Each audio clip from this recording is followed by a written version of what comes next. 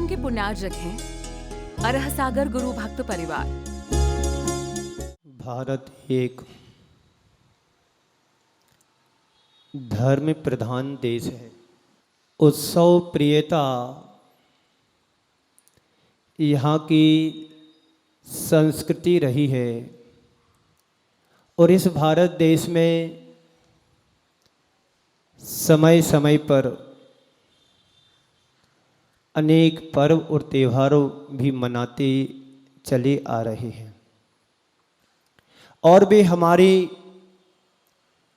सामाजिक, धार्मिक, सांस्कृतिक और राष्ट्रीय चेतना को जागृत करने की प्रेरणा भी देते हैं। ये पर्व हम सभी के लिए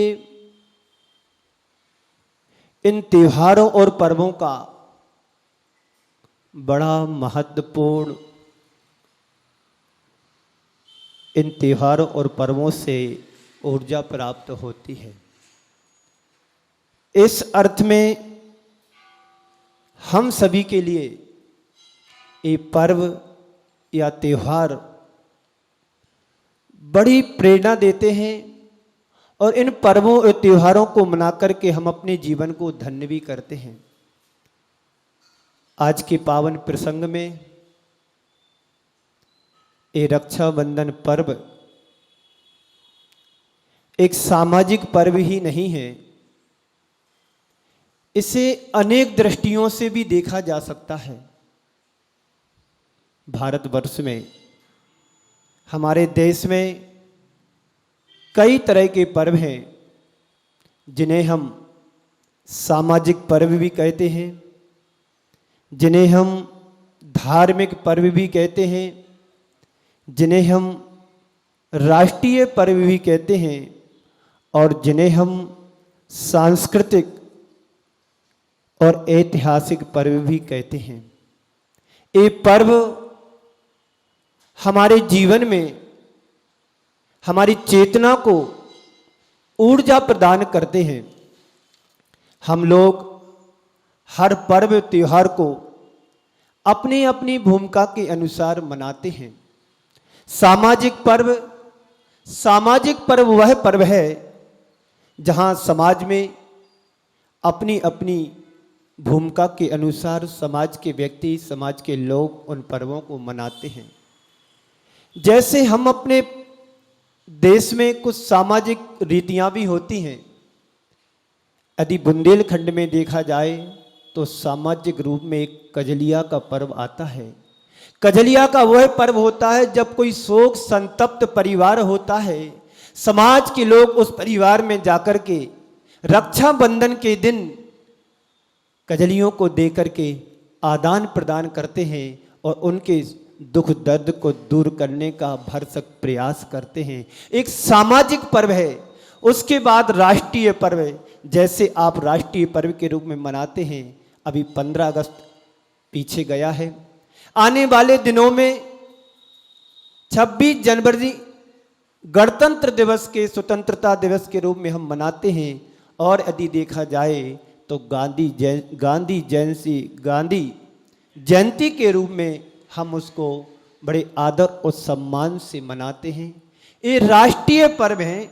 इन पर्वों के माध्यम से लोग अपने राष्ट्र के प्रति प्रतिबद्धता प्रकट करते हैं। ये राष्ट्र मेरा है, देश मेरा है, इसके प्रति हमें प्राणपण से समर्पित होना चाहिए। इसको हम राष्ट्रीय पर्व के रूप में देखते हैं और मनाते भी हैं।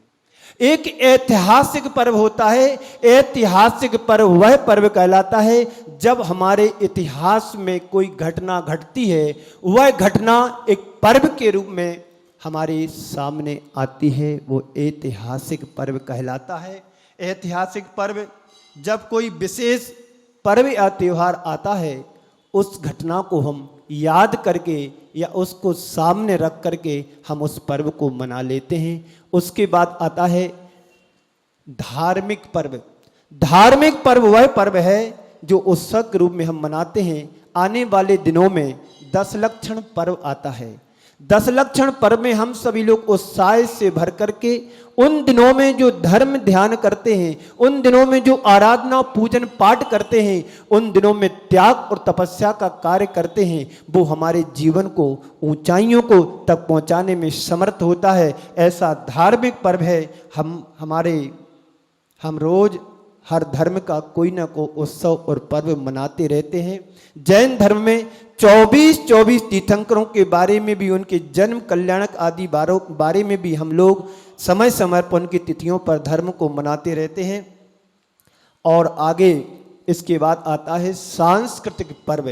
सांस्कृतिक पर्व वह कहलाता है हमारी संस्कृति से जुड़ी हुई जो पर्व और त्योहार होते हैं, उनको सांस्कृतिक पर्व कहते हैं, जिससे हमारी संस्कृति का गौरव ऊंचा होता है। हम अपनी संस्कृति के प्रति कितने गौरवान्वित हो पाते हैं, ये हमें ध्यान रखना है। हमें अपनी संस्कृति के प्रति समर्पित होने की भावना भी रखना चाहिए। जैसे हम लोग श्रुत पंचमी का पर्व मनाते हैं, वह है जिस दिन हमारी संस्कृति में तीर्थंकर भगवंतों के द्वारा जो वाणी आई हुई थी, उसको गणधरों के द्वारा लिपिबद्ध किया गया था, वह कहलाता है सांस्कृतिक पर्व।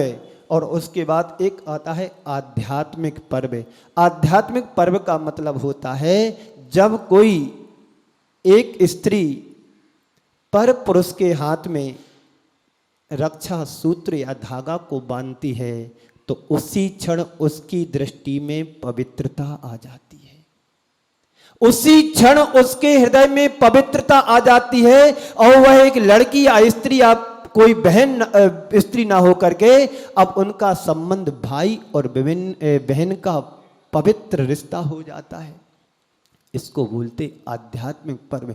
इससे बड़ा हमारे देश में आध्यात्मिक पर्व से बड़ा और कौन सा पर्व हो सकता है। ये पवित्रता भाई और बहन दोनों की आंखों में आ जाती है। अब एक कोई लड़की हमारे सामने नहीं है, अब हमारे सामने एक कोई स्त्री नहीं है, अब हम भाई और बहन के रूप में हमारे जीवन में वो पवित्रता आ गई। इससे बड़ा और आध्यात्मिक पर्व क्या हो सकता है। आगे आज का पर्व रक्षाबंधन का महान पर्व है। यह पर्व महान इसलिए है, यदि देखा जाए तो इस पर्व में सभी पर्व समाहित हैं। राष्ट्रीय पर्व भी है, सामाजिक पर्व भी है, ऐतिहासिक पर्व भी है, सांस्कृतिक पर्व भी है, और धार्मिक पर्व भी है, और आध्यात्मिक पर्व भी है। कैसे? रक्षाबंधन को पूरे राष्ट्र में मनाया जाता है, पूरे देश में मनाया जाता है, चारों वर्णों में मनाया जाता है।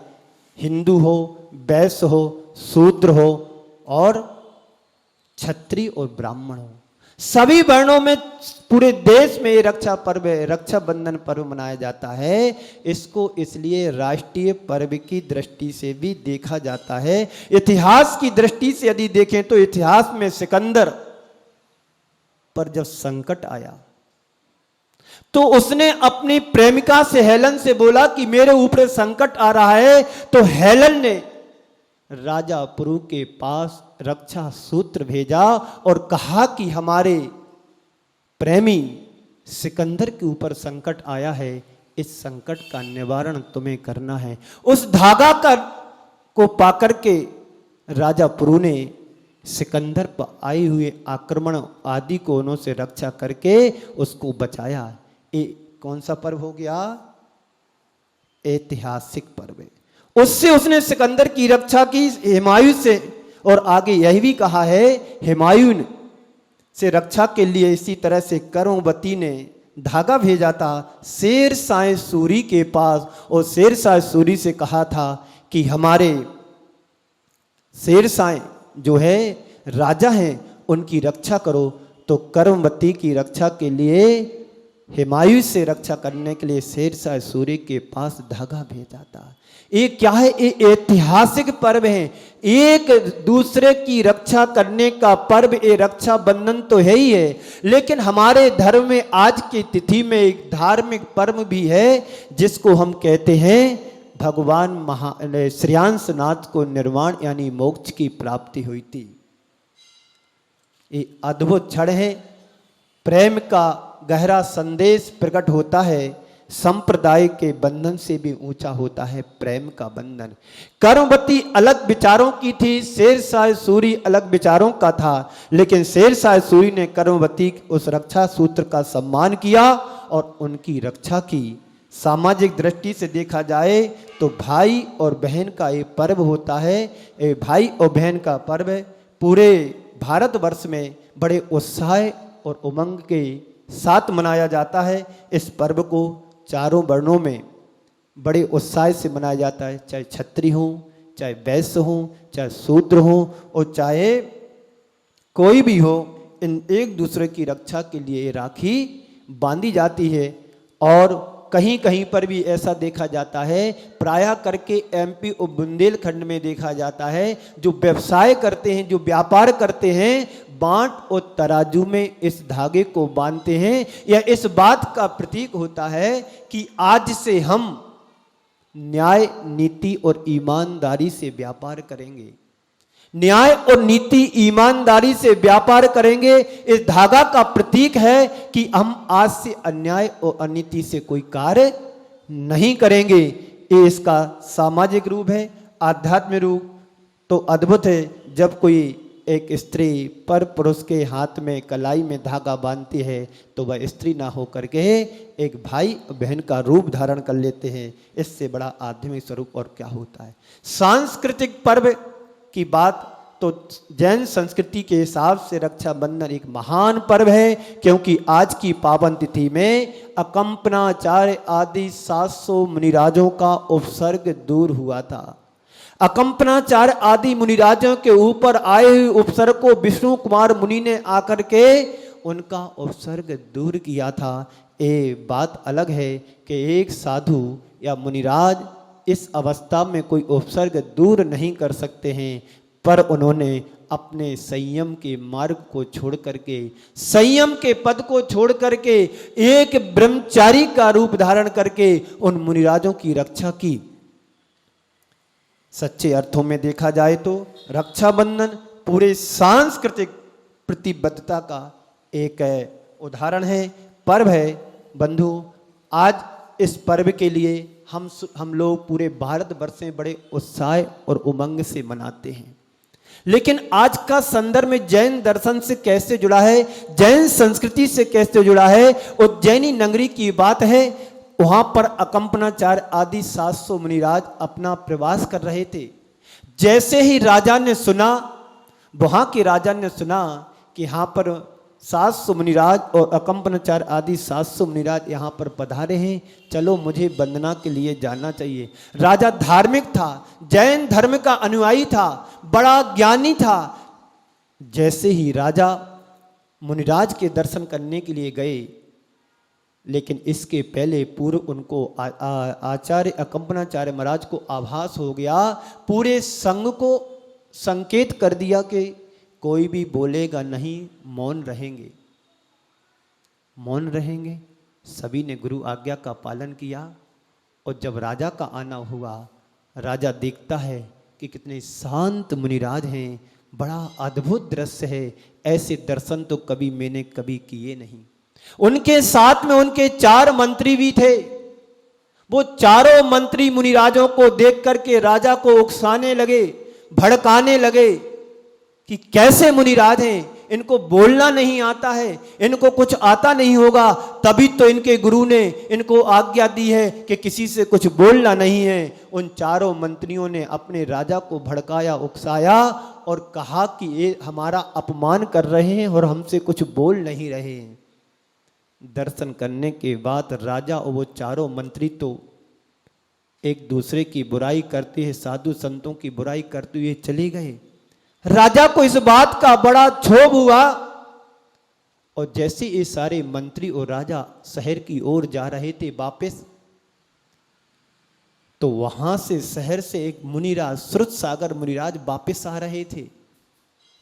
उन्हें मुनिराज को कुछ पता नहीं था कि आगे क्या घटना घटी है। राजा दर्शन के लिए गया था, मंत्री लोग भी साथ में थे, क्या वहां पर वार्तालाप हुआ है, ये श्रुत सागर मुनिराज को कुछ भी पता नहीं था। इन मंत्रियों के अंदर तो अपमान की ज्वाला भड़क रही थी कि मुनिराज हमसे बोले नहीं, हमारा सम्मान नहीं किया, यथोचित मान सम्मान नहीं रखा। ये प्रतिशोध की ज्वाला इनके अंदर भड़क रही थी। सुरसागर मुनिराज से इन्होंने वाद प्रतिवाद वहीं रास्ते में कर दिया। सुरसागर महाराज ज्ञानी थे, निपुण थे, विद्वान और पंडित थे, सब कुछ इनके अंदर सब ज्ञान था। जैसे इन मंत्रियों ने उन मुनिराज से वाद प्रतिवाद सवाल किए, उन्होंने एक एक सवाल का ऐसा उत्तर दिया, उन सारे मंत्रियों को धूल चटा दी। यानी उनका जो अहंकार था, जो उनका अभिमान था, वो पल में उनका नष्ट हो गया और इससे अपमानित होकर के वो लोग सब वापस चले गए। और सुरसागर मुनिराज आहार करके रास्ते का सारा दृष्टांत, सारा वृत्तांत अपने गुरुदेव को सुनाया कि गुरुदेव ऐसा ऐसा मेरे साथ रास्ते में हुआ। वो तो सोच रहे थे कि मैंने तो बात बर्बाद करके मैं तो जीत करके आया, गुरुदेव हमें आशीर्वाद देंगे कि बहुत अच्छा किया। पर उन्हें पता नहीं था कि हुआ क्या। आचार्य अकंपनाचार्य महाराज कहते हैं कि तुमने अनर्थ कर दिया। अनर्थ कर दिया गुरुदेव, क्या हुआ? अब बच जाओ। यदि अनर्थ हुआ है, संकट आने वाला है, तो इसका गुरुदेव मेरे लिए कुछ प्रायश्चित, मेरे से गलती हुई, अपराध हुआ, बस प्रायश्चित यही है, जिस स्थान पर तुम्हारे साथ वाद विवाद हुआ था उसी स्थान पर जाकर के आप तपस्या करो, खड़गासन में कायस्वर मुद्रा में खड़े होकर के वहीं पर साधना करो, यही तुम्हारा प्रायश्चित है। मुनिराज गुरु आज्ञा लेकर के वापस उस स्थान पर चले जाते हैं।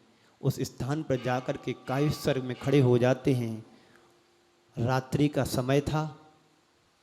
इन चारों के अंदर एक भावना तो धधक रही थी कि हमें इनसे कैसे बदला लें, क्योंकि हम इनसे अपमानित हुए हैं। चारों के मन में विचार आया कि चलो उस संघ के पास चलते हैं जिन्होंने हमारा अपमान किया था, और रात्रि के समय निकल आते हैं। चारों के हाथों में तलवार है, और जिस स्थान पर वाद विवाद हुआ था उन मंत्रियों का, उसी स्थान पर एक सुरसागर मुनिराज उनको दिखाई दिए। तो सोचते हैं कि इसी ने मेरे साथ अपमान किया था, वाद विवाद किया था, इसी ने मेरे को हराया था, सबसे पहले इसी को निपटाया जाए।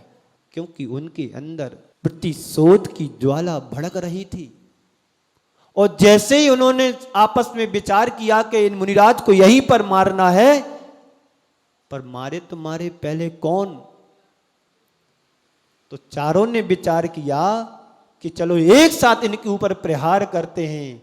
उसी समय वन देवता का सिंहासन डोला और वन देवता खड़ा हो गया, और जैसे इन लोगों ने तलवार को मारने के लिए ऊपर उठाए हाथ, और वन देवता ने आकर के उसी स्थिति में उनको कीलित कर दिया। अब वे लोग हिल नहीं सकते हैं। और रात्रि का प्रहर पूरा हुआ। जब सुबह वहां के श्रेष्ठी वर्ग उज्जैनी नगरी के सभी लोग दर्शन के लिए, भक्ति वंदना के लिए गुरुराज के चरणों में जा रहे थे, रास्ते में देखता कि ये क्या नजारा है। मुनिराज के ऊपर इन मंत्रियों ने प्रहार करने का सोचा, मारने का सोचा। राजा को बुलाया गया। राजा को शर्मिंदा हुआ, अपने आप को बड़ा फीलिंग किया कि ये क्या अनर्थ हो गया। और फिर सारे मंत्रियों को बुला करके देश निकाला दे दिया कि तुम लोगों ने अपराध किया है, अब तो हमारे राज्य में नहीं रहेंगे। उन चारों मंत्रियों को अपमानित करके देश से निकाला दे दिया। अब ये चारों मंत्री वहां से निकल करके अपमानित होकर के अपने आप को और यहीं हस्तिनापुर में आकर के राजपाट करने लगे। इस कार्यक्रम के पुण्यार्चक थे अरहसागर गुरु भक्त परिवार।